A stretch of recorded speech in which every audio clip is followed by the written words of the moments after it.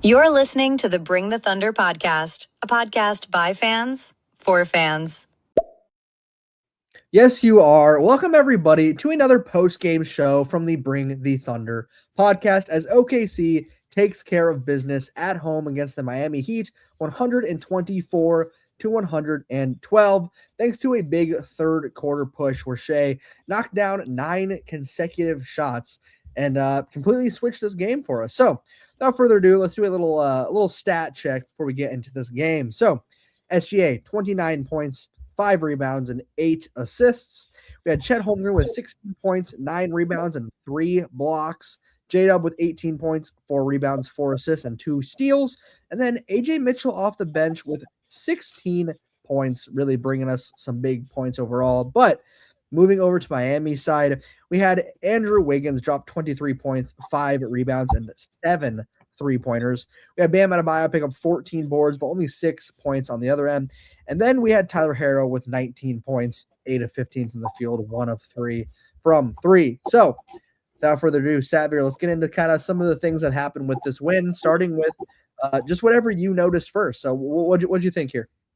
Yeah, I think the first thing that I noticed was everyone kind of freaking out about SGA being in a shooting slump or essentially just not having his A game on when he usually kind of does this in a lot of games for the season. I mean, I've noticed it. Probably you've noticed it as well, Gabe. Like he'll be sitting at like 7 points at the half, and then randomly in the second half, he'll just, score a bunch of points, 20 plus points. And that's where we end up winning or blowing out teams as well. And that's been a consistent theme for us. And as long as we keep it close, he usually conserves his energy. It's that LeBron James strategy of coasting through the first 2 quarters, getting everyone involved, kind of seeing what the defense is giving you. And then if the shots aren't falling, I mean, he only took at that point where everyone was freaking out like 4 shots or 3 shots, and all of them just didn't hit.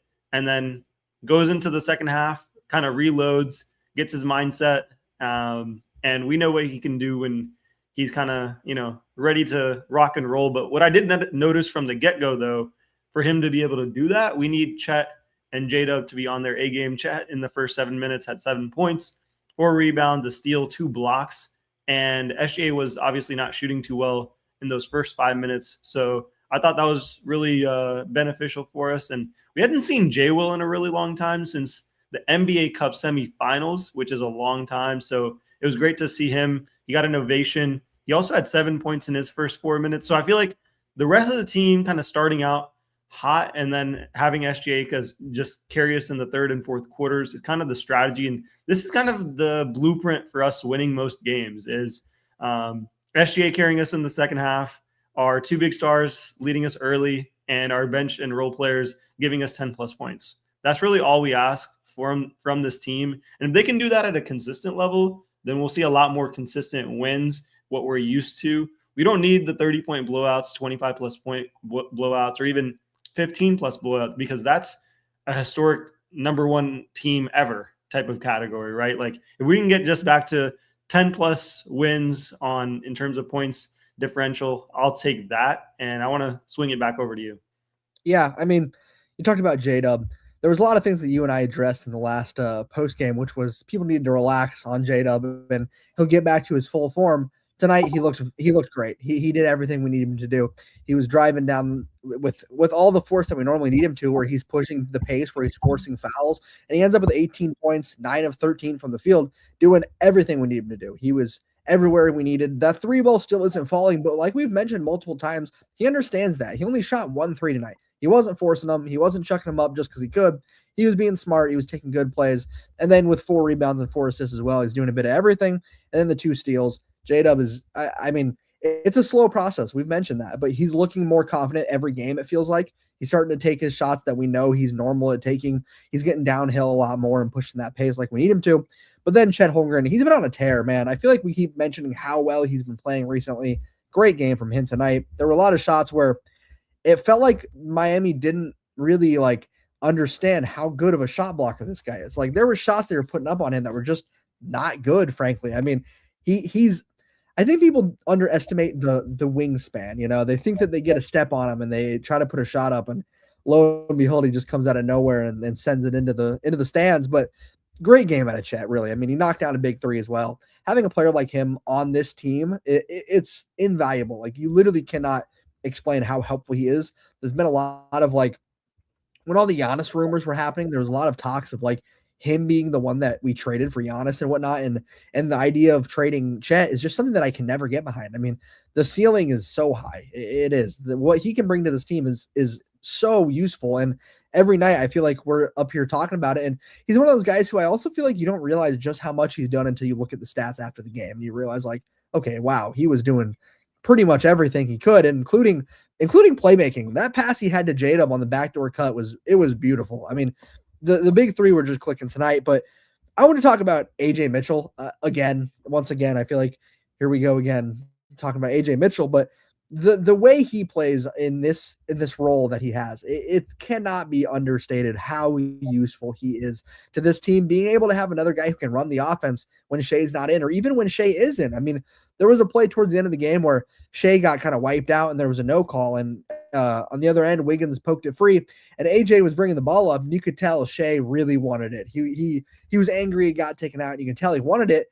AJ didn't give it to him. AJ ran the offense like he normally does and got a layup out of it. Like, I'm not saying that not giving the ball to Shea is the right move, but AJ understands the defense. He can read an offense. He can run everything. Like, the fact that this guy is pretty much playing his first actual season right now is blowing my mind. Offensively, he's a stud. Defensively, he's a stud. He led the team tonight with the highest plus minus. He had a plus 22. AJ Mitchell's an absolute dog. What do you think, Saber? Yeah, he's definitely a dog. And when you were talking about J-Dub, I mean, he started the game 5 for 5, carrying that momentum that he created from the Grizzlies game that I thought was amazing. And also, we went on an 8-0 run. We were up 42-41 there, and J-Dub hit a jumper, nasty dunk by Wiggins into the Chet fadeaway, and then Mitchell had that putback. I feel like that really created that momentum shift that we needed. And then SGA went from missing his first 5 shots to then hitting his next 5, creating 11-point advantage for us. And then from there, it was just best basketball we could imagine. We had SGA, Chet, Kenrich, Joe, just lighting it up in the second half. Also, I want to mention for Shai Gilgeous-Alexander, before getting back to the AJ Mitchell conversation, this is his 110th straight 20-plus point game. That's a lot of games. I mean, I'm also running out of comments to make as to how unbelievable this is. I mean, we're just kind of just waiting for him to break the record at some point. And him finishing, that third quarter stint with, I believe, like 26 points on 10 of 16 shooting, and he still had like 4 minutes left in the third quarter at that point. So I thought that was amazing. Getting back to AJ Mitchell, 16 points, 4 rebounds. He's pretty solid at rebounding. He's not that small. I feel like as he ages as well, we got to remember these guys are really young. As he ages, I feel like he'll bulk up in size and become a guard that has a lot more strength, ball control, so the turnovers will be less and the defense will only get better. So the future is really bright for a guy like AJ, and he is someone that could end up starting next season for us, to be honest. I mean, he's that level of a player. He's kind of rising into that, and this is, like you're mentioning, his first actual full season with us, and he's being really consistent. I think, it's super unexpected, and that's where it's not really a slump when you have that much usage from guys. Like, you have 4 different players that need the ball as much. So when, let's say, like, Chet's not a 20-plus point scorer or J-Dub's not a 20-plus point scorer, I actually don't mind that, because if their usage is less, that means they get a little bit more rest off the ball. They can play off the ball, conserve their energy for defense. And then you have a guy that actually is able to pull up the slack like an AJ Mitchell that we haven't had ever since this new, dynasty is forming. So I feel like he's kind of just the perfect piece, that X factor that the Thunder were missing. This is the guy that we were saying, let's go out and trade for, like a Cam Thomas, but we actually have Cam Thomas at home. So hopefully Joe's watching this. Yeah, for sure. As for a comment here, Austin Roberts, J-Dub ended with 18 points. Very efficient night for him, 9 of 13 from the field. But I wanted to mention something else that was big for me tonight. Just mentioning this, like, Saber, you and I have predicted this. I literally just said this the other day. J. Will's first game back, and we win the rebounds. this is how it's going to go, guys. Like, really, even if he only put up I'm not going to say only 5 rebounds in 14 minutes is absolutely impressive, but simply having him in the game, having a big back, he will be boxing out. He'll be fighting in the paint. He'll be and I know Miami is not a great rebounding team, but for us, winning the rebound battle is huge. But even a bigger step in that, we had 13 offensive rebounds compared to 5. Like, that's big. I was just saying the other day too, like, you will die in a game where you give up a ton of offensive rebounds. Like, those second chance points will kill you. So us getting those and being able to take care of business on the boards it's single-handedly making a huge difference. And like I just said, we were just saying yesterday, Sadler, you and I, like, just J Will, not even Hartenstein, just J Will being back, we will start winning rebound games. And first game back, he only plays 14 minutes and the whole team is getting more rebounds. I mean, our guards, all of our starters had at least 4 rebounds or more. All of our starters off the bench. I mean, AJ Mitchell, like you mentioned, 4 rebounds. Like, our guards are not having to use as much energy in the paint from just those 14 minutes that J Will played. Like, that is huge. That us being healthy and having our bigs is going to change that rebound battle. And other than that, like, the reason we didn't beat the crap out of them tonight is the 3 ball was not falling consistently until that huge run we had. We shot 29% from 3, and that is frustrating. I do want us to shoot better and not like lights out, but like, if we shoot 32, 34% from 3, like, we beat these guys by 20 points and it's not close. So like, the 3 ball is going to fall at a more consistent rate. It was off tonight for the first 3 quarters, but once that 3 ball falls consistently as well, and then Hartenstein's back, and now we're really taking care of the boards, this team's going to be right back to where we said they were. They're going to be right back to dominating the league, and no one wants to hear that except Thunder fans. So this is just the little teaser of it. This is a little taste of it. J Will comes back. We crush on the rebounds. That's what I was noticing from tonight, was that rebound battle. 13 offensive boards is huge to me. What do you think, Sevier? Yeah, I want to get back to, the praise for J Will is well-deserved. And the thing I'll add about him is the reason you mentioned it exactly. Like, we need another guy that's boxing out, and that saves and conserves a lot of energy than more people think. Basketball isn't just about putting the ball in the hoop.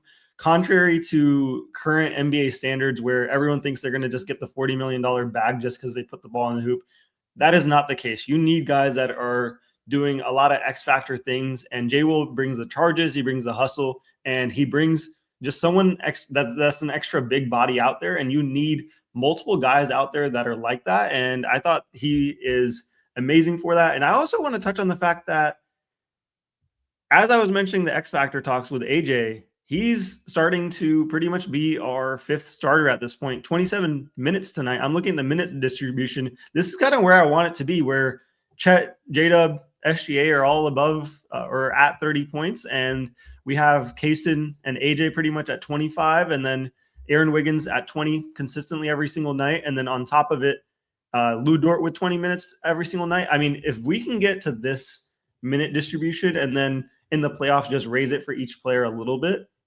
I'm cool with that. Like, with that type of lineup, obviously inserting Hartenstein into the mix as well, getting him his, let's say 25 minutes as well. I feel like that will end up being the lineup that I'll like the most and probably the most consistent one. And that's probably the one we should rock and roll with. And obviously having spot minutes for J Will, Caruso. And I think I saw a comment earlier that Kenrich only got 7 minutes. I'll pull this one up by Mark and address it since I'm already on the topic of minutes.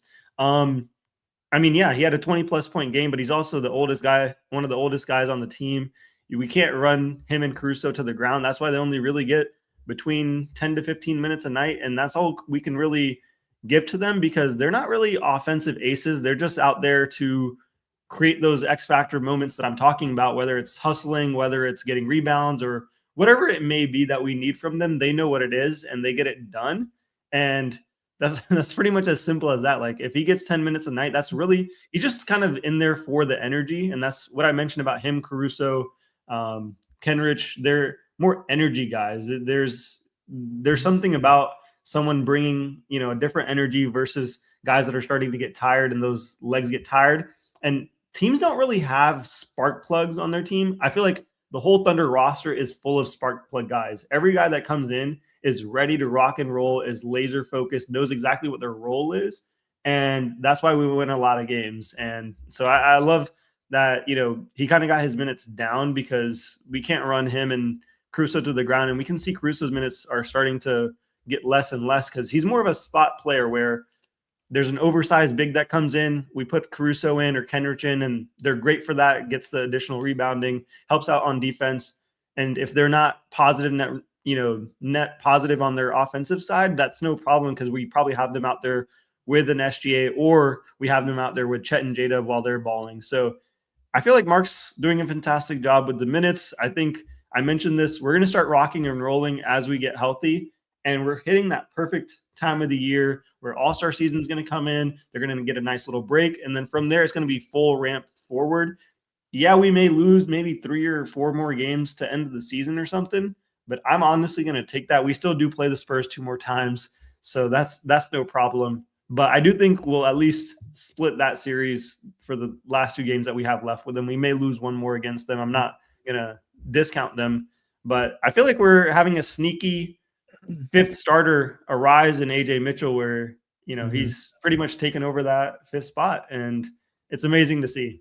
Yeah, absolutely. There was another comment from you, Mark, saying that we really didn't need them tonight. They show up when it matters. That is very true, and that's kind of the way to look at this. Like, I love Kenny, and I do agree with you. Like, what he brought in that last game was it's one of the biggest reasons that we pulled off the comeback against the Grizzlies. Like, it was a huge game for sure, but both the positive and the negative of being in this situation is we're so deep and we're so good that we're going to have games where a guy drops 21 game and then doesn't get as many minutes off the bench. That's just how it's going to work because like Savvy was saying, like Mark has to very carefully monitor these minutes, and he has to know he's giving certain minutes to the guys who are going to get him every single night. But then there are moments where it just calls for a certain type of player. There are moments where, like you're mentioning, we need Caruso. There's moments where AJ Mitchell's lighting it up, so he's going to play extra minutes tonight.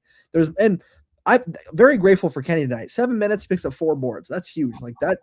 Thank you. Like, seriously, that's big. I don't need him to be playing 15, 18, 20 minutes and putting up a bunch of shots when other guys are doing perfectly fine and hitting their shots. So, like, I know we weren't shooting great from 3 tonight, but I don't think Kenny coming in is like the saving grace, and that's what's going to change it is, oh, well, Kenny came in, he's going to knock down 4 threes. Like, that's not what he's coming in for. He's coming in to hustle. He's coming in to change the game in that sense. And in terms of hustle and rebounding, like, that wasn't a problem tonight. We didn't need that, so he didn't come in. Isaiah Joe gets more minutes tonight than other players. Wiggins gets his minutes. Like, we're putting up shots. That's what matters. We have guys playing offensively and defense, and Kenny just didn't fit that tonight. So that's kind of where I was with that. But there was a comment as well that I read from, I think it was from Unk, saying Caruso's minutes need to go up in the playoffs. I kind of agree with that, and I also don't. It depends on the matchup. Like, I do want Caruso to be playing more minutes, but here's kind of how I think of it, Unk. I'd like to know your thoughts on this.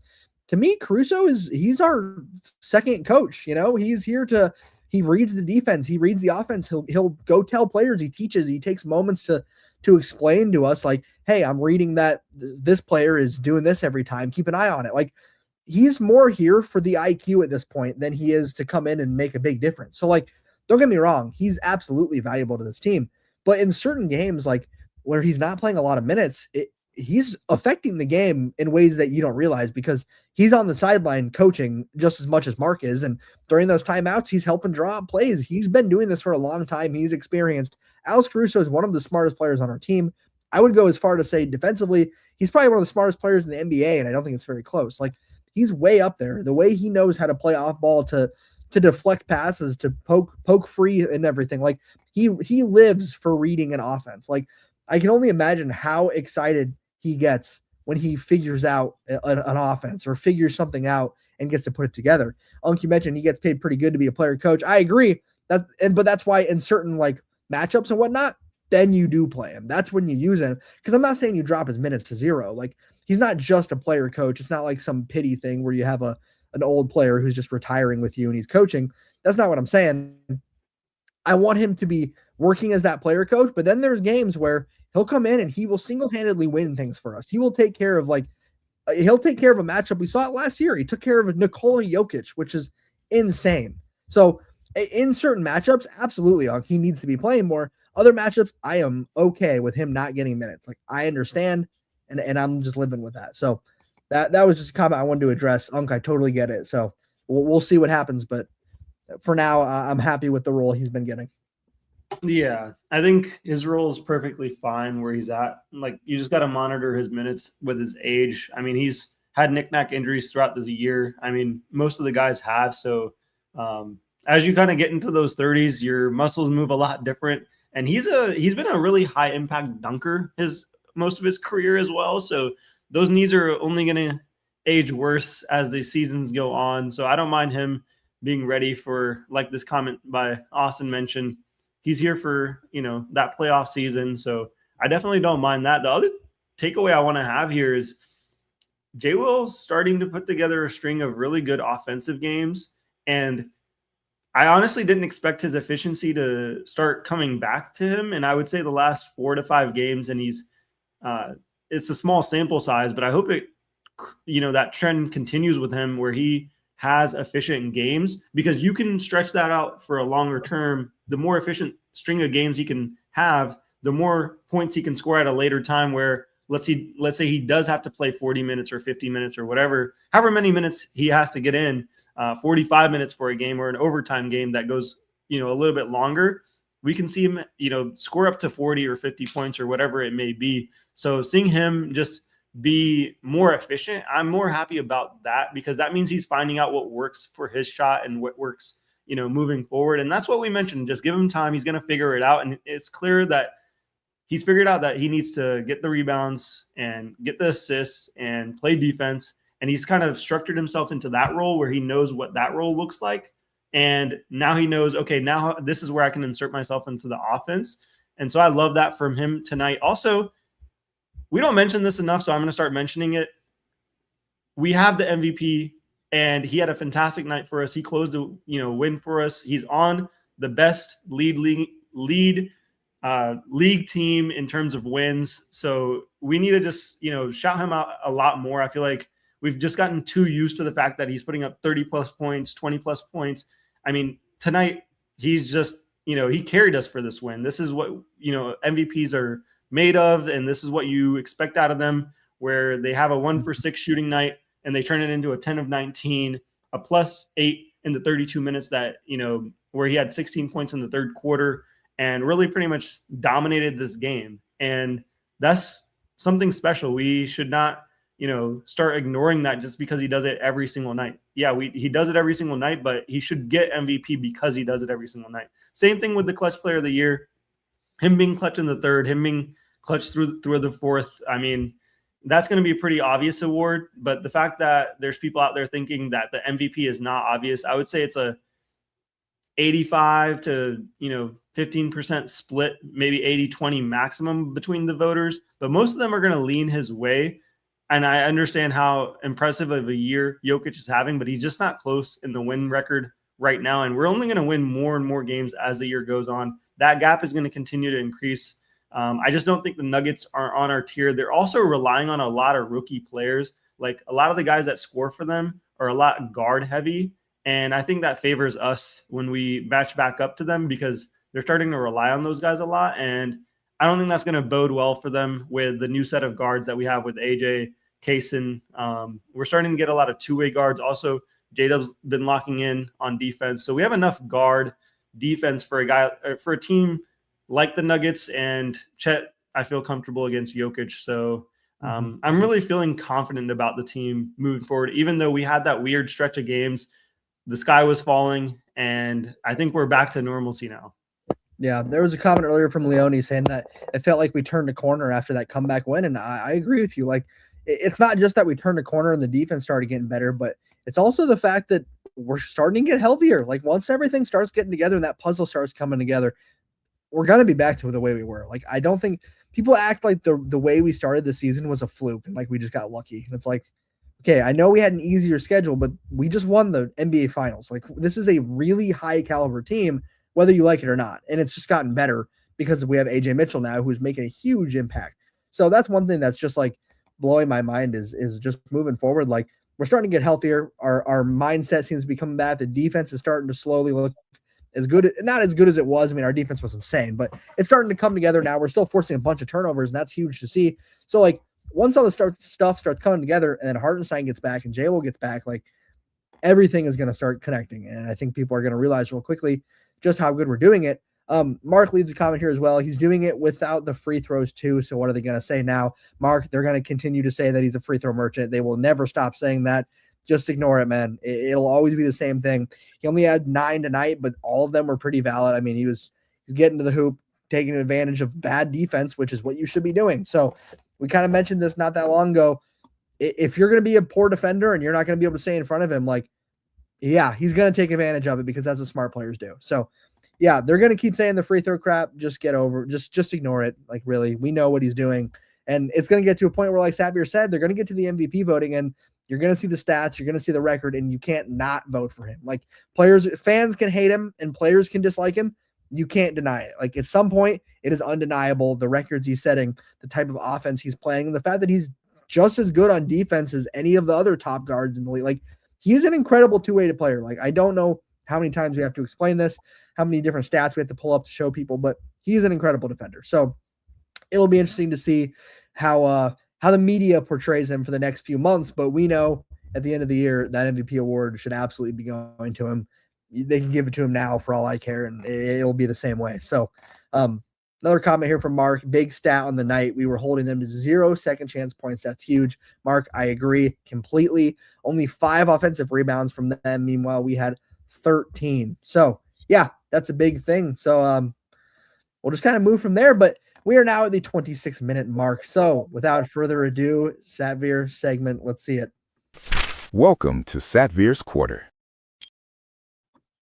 All right, guys. For my quarter, I had to figure out what stat that I wanted to choose that most Thunder fans would not recognize. But the Thunder are actually 3-0 in this stint here, where we've shot 29%, 24%, and 18%. And specifically tonight, from the three-point line, the Heat actually shot 53%. We only shot 29% tonight, and we got this win. So I thought this was a great stat to highlight in terms of, someone said, oh, if we don't make shots, the winning isn't sustainable. I say touche, because we usually win regardless of our shooting. We have all the other places outside of shooting pretty much figured out. And the nights that we are on, that's when we blow out teams by huge numbers. So even shooting mediocre nights where we're barely making threes, we're still rocking and rolling. I mean, most nights, like I've been mentioning, we get between 10 to 12 threes up that are made, and we could put up 30 or we could put up 40. We're usually only making about 10 of them every single night. And I think we have that consistent formula of, okay, we know we're going to get that, so we have to do everything else that comes with it. And every single time we do that, we usually win. And this is the most consistent MVP with the most consistent team. So we're going to do that every single night. And I thought this was an amazing way to highlight it. And Austin here chiming in, when we shoot 40%, we're the best team in history. Pretty much. That's pretty much how it is. And hopefully we're rocking and rolling by the playoffs, and we are shooting back to our higher 38% like we were last year. And if we can do that, and we can get guys that get comfortable with their shooting, like a Lou Dort comes back, a Kaysen comes in and increases his shot. And obviously we know Caruso can lock in for the playoffs. J-Dub's going to get a little bit more comfortable. And the rest of the team is still also growing. These guys are so young. There's still so much basketball to be played. By the time the playoffs come around, as long as we're healthy, we're going to be shooting pretty well and laser focused, and we impact the floor and all the other ways. I have no doubt that this team will be competing for that championship once again. This game kind of made me feel at ease, at comfort with the kind of style, the way we won. It just kind of brought me back to the start of the season, and I'm happy to see we're just healthy. That's the main thing. We'll win games as long as we got guys on the court. Yeah. I mean, statistically, when you're giving up a high 3-point percentage and on the other end, you're shooting a very low 3-point percentage. Yeah. Statistically, you are in trouble. Like, really, you're going to lose games. But if there's one thing we've learned about this OKC Thunder team and the last year's OKC Thunder team, statistically means nothing. We exceed expectations. We break stats. We always do what feels like it shouldn't be done. And it's always crazy. So like Xavier said, the fact that we've not just, it's not like this happened one time where we just snuck out a win with the low. No, we've done this multiple times. You just mentioned we're 3-0 in the stint when that's happened. That's impressive. Like, that is so impressive. And a lot of it's on the defensive end. Even though we've been saying it looks lazy at times, the turnovers have still been forced consistently. There was a 10 free throw, my goodness, 10 turnover differential tonight. We forced 23 turnovers against them tonight, and they were not a high turnover team. Like, they take care of the ball sometimes. So, like, we're doing our job, we complain about the defense looking lazy sometimes, and there are times where it still looks rough, but it's getting back to where it was, which Leone just commented that as well, saying it feels like our confidence is back and our defense is looking better. It is. It's coming back, but one constant is we are still forcing turnovers like no other team. I mean, it is so impressive the way we can force these turnovers, and that's what leads to these wins, even though we're shooting poorly. Like, we're so clutch and we're so able to make the best out of our fast breaks and make the best out of our turnovers that it doesn't really matter when it comes to, like, we can shoot bad and we can still score. Now, obviously, like, it'd be nice for Savir and I's blood pressure and everyone else here if OKC could shoot a little more consistently from three. We wouldn't have to have these super close games, but either way, like, we're taking care of business. We're winning games. We still are one of the best teams. We are the best team. I'm not going to say one of the best teams. We are still the best team in the league. We're one of the best teams that the NBA has seen in quite some time. So once we're fully healthy, it's really going to be like the only way we're going to lose these games is if, one, we shoot terribly, two, they shoot exceptionally well, and we either lose the rebound battle or don't force turnovers. Like, that's a hefty list of things that have to go perfectly right so we can lose a game. I'm a big fan of that. I don't know about you, Savir, but knowing that that's how much it takes to take us down is really nice to hear. So that's kind of just the thing moving forward that I'm looking forward to. We had a comment here from Mike B. When does Hart come back? Yes, Mark adds it there. Maybe Tuesday. It's looking like it's going to be this coming week. He's definitely coming around the corner. He's been practicing. They've got clips of him recently in practice. So we're hoping it'll be soon. We need it to be soon because once he comes back, the ball is going to be rolling even harder. So until then, like, we're taking care of business. It's nice to have Jay Will back, but right now, it's looking good. It is looking good. The confidence is coming back. I'm glad to see that our defense is coming back and J-Dub's finding his rhythm as well. So the big three are looking like the best big three in the NBA right now, in my opinion. Yeah, he should be back here soon. I mean, he just started ramping back up. So, I mean, I give him at least another week, and we're not in any kind of rush. And once we get a more official statement by the team, because they usually keep all this stuff under wraps, we'll definitely let you guys know. We'll be the first to put it out on Instagram. So make sure you guys go ahead and follow us over there. But it'd be perfect if he was to return for this Tuesday game. I definitely believe so. So if, he does get cleared for that and, he's ready for that, I mean, it'd still be in limited minutes, maybe 10 to 15 minutes. And yes, we're definitely a lot happier bunch when we win a couple games in a row and we don't have to see our team lose. I mean, we're just as big fans as you guys are that are in the chat. So we hate when the guys lose because it kind of puts a dim light on the team where even in losses, like, you'll see the team is still smiling, having fun. Not to say that they're not competitive, but they're just a close-knit group. So I'm never, worried about them, steering off in a wrong direction. Like, I don't think I've ever once mentioned about this team outside of back in the Russell Westbrook days and Kevin Durant, where there's an issue in the locker room or something like that. Like, this team is as happy as can be, and that's all we can really expect from them.